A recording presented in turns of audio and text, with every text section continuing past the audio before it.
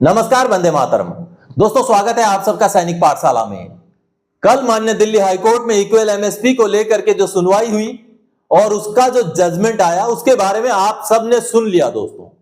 लेकिन माननीय दिल्ली हाईकोर्ट ने जो जजमेंट दिया, केस को खारिज किया, उसमें माननीय दिल्ली हाईकोर्ट ने माननीय चंडीगढ़ हाईकोर्ट का एक फैसले का रेफरेंस देते हुए केस को रद्द किया है।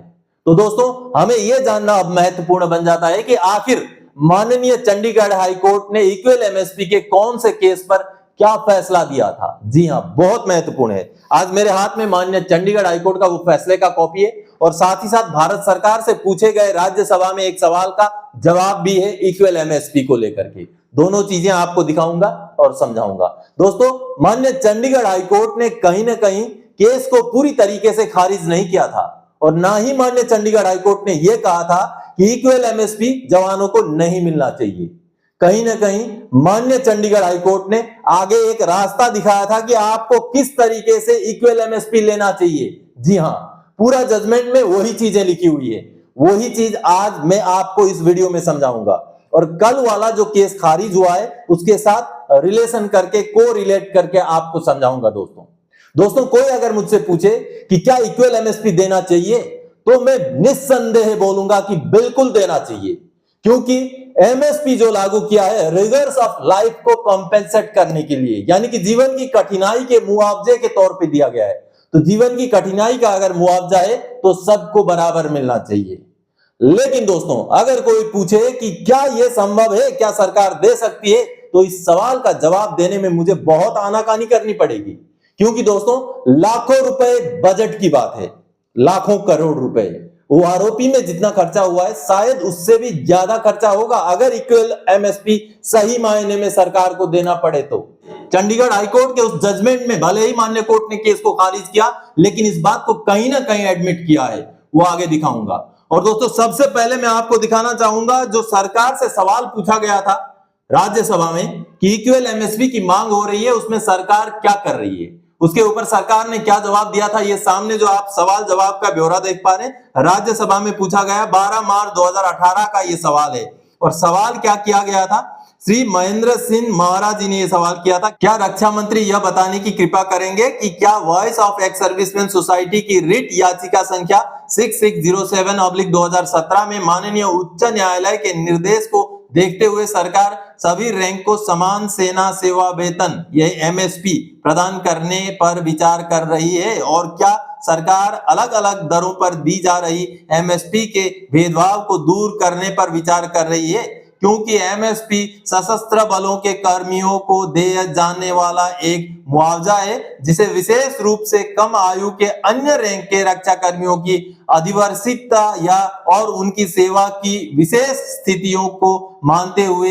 एमएसपी प्रदान किए जाने के लिए एक घटक भी है। उत्तर में क्या आया था, रक्षा मंत्रालय में राज्य मंत्री डॉक्टर सुभाष भामरे जी ने जवाब दिया था। माननीय दिल्ली उच्च न्यायालय में दिनांक 28 नवंबर 2017 के अपने आदेश में सभी रैंक को समान सेना सेवा वेतन देने का कोई विशेष निर्देश नहीं दिया है। सूचित किया जाता है कि माननीय न्यायालय ने अपने आदेश में उल्लेख किया है कि महत्वपूर्ण सूचना रोक कर रखने में याचिकाकर्ताओं का आचरण और इसी प्रकार भारत के संविधान के अनुच्छेद 226 के अंतर्गत साम्य की याचना करने का प्रयास करना अवमानना है। आगे दोस्तों, 7वें केंद्रीय वेतन आयोग सीपीसी ने अपनी सिफारिशें तैयार करते समय एमएसपी की अनुप्रयोज्यता, जिसमें दरें भी शामिल हैं, से संबंधित सभी पहलुओं पर विचार किया था। सरकार ने एमएसपी के संबंध में 7वें केंद्रीय वेतन आयोग की सिफारिशों पर ध्यानपूर्वक विचार करने के बाद इन्हें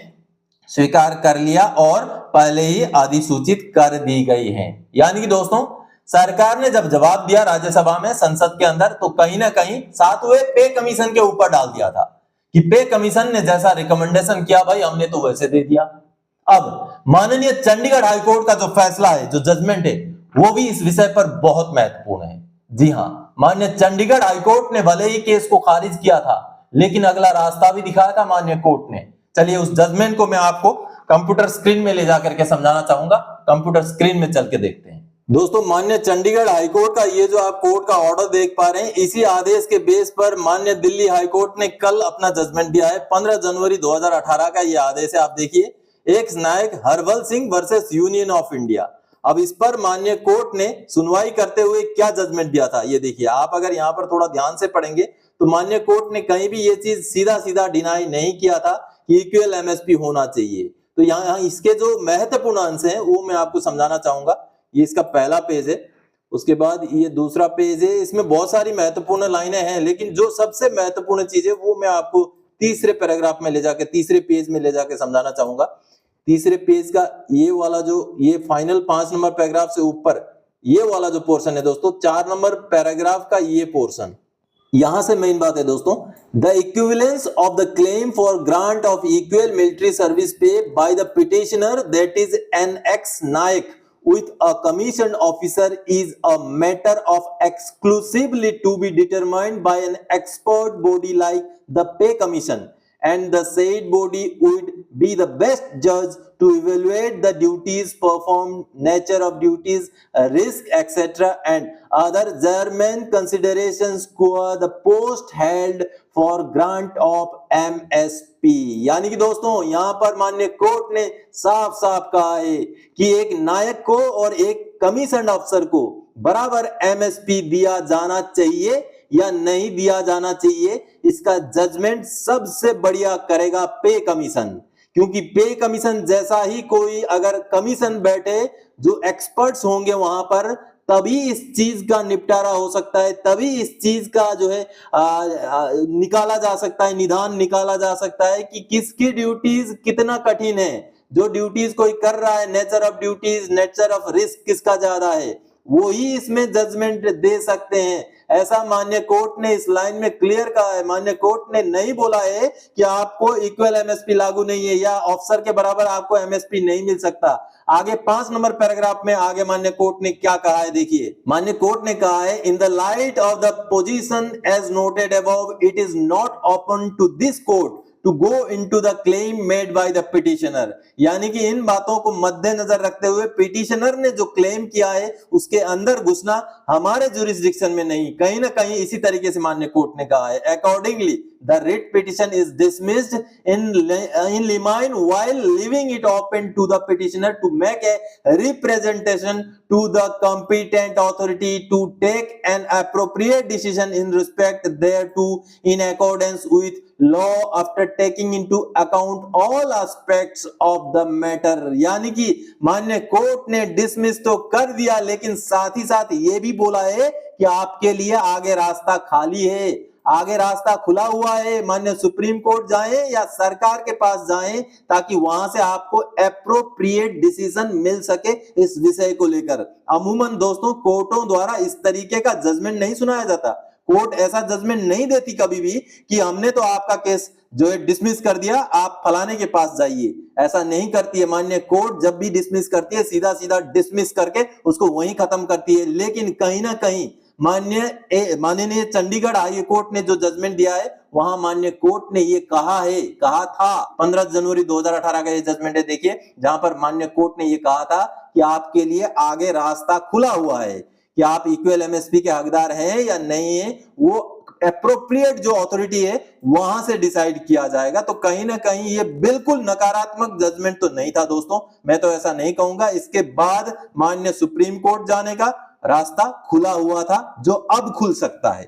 तो आप सबने देखा दोस्तों, माननीय चंडीगढ़ हाईकोर्ट ने भी जो जजमेंट दिया था कहीं ना कहीं आगे माननीय सुप्रीम कोर्ट की ओर इशारा करते हुए कहा था कि हम इस विषय के ऊपर कोई फैसला नहीं दे सकते, और कहीं ना कहीं पे कमीशन की ओर दिखाया था।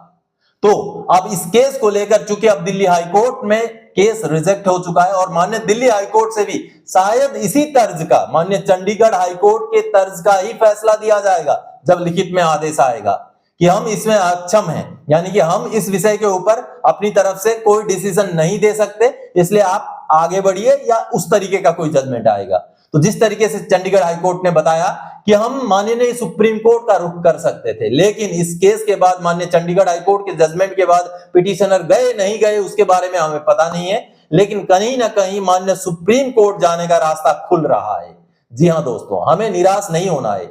जो लोग इस केस में लड़ाई लड़ रहे थे वो भी बिल्कुल एक आस के साथ, एक उम्मीद के साथ, एक हिम्मत के साथ लड़ रहे थे, और कहीं ना कहीं ये एक जायज मांग है।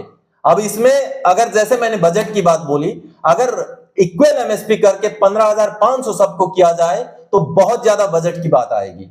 और अगर कोई ये सोचे कि अफसरों को भी जवानों के बराबर कर दो, तो ऐसा तो होगा नहीं। आप खुद सोच के देखिए, 15,500 से कम करके क्या 5200 रुपए अफसर का किया जाएगा? आप खुद सोचिए, क्या ये प्रैक्टिकल होगा? तो अगर ऐसा भी नहीं होगा तो आगे माननीय सुप्रीम कोर्ट में जो फैसला आएगा, या तो फिर और एक रास्ता है दोस्तों, 8वां पे कमीशन जब आएगा तो 8वां पे कमीशन में जो इक्वल एमएसपी का मुद्दा है, इसका कुछ ना कुछ ऐसा पे कमीशन द्वारा ही सॉल्यूशन निकाला जाना पड़ेगा। क्योंकि जैसे कि माननीय चंडीगढ़ हाईकोर्ट के आदेश में क्लियर इस बात का मेंशन किया गया है कि चूंकि पे कमीशन द्वारा निर्धारित एक ऐसा अलाउंस है वो जिसके ऊपर हम टिप्पणी नहीं कर सकते, तो आगे आने वाले समय में या तो माननीय सुप्रीम कोर्ट या तो आने वाला 8वां पे कमीशन हमारे इक्वल एमएसपी की कोई सुनवाई करेगा और हमें जजमेंट मिलेगा, ऐसा हमें लगता है। तो दोस्तों, मुझे आपको माननीय चंडीगढ़ हाईकोर्ट का यही जजमेंट दिखाना था कि आखिर माननीय चंडीगढ़ हाईकोर्ट ने आगे का रास्ता दिखाया था। अब उस समय में अगर वो रास्ता नहीं लिया गया तो अब माननीय दिल्ली हाईकोर्ट का जजमेंट आ जाने के बाद ये रास्ता जरूर अख्तियार किया जाना चाहिए। तो दोस्तों, आज के इस वीडियो में इन्हीं जानकारी के साथ आया था। आगे और कोई जानकारी था आपसे सरोकार रखने वाला विषय लेकर मैं फिर से हाजिर हो जाऊंगा। तब तक के लिए जय हिंद दोस्तों।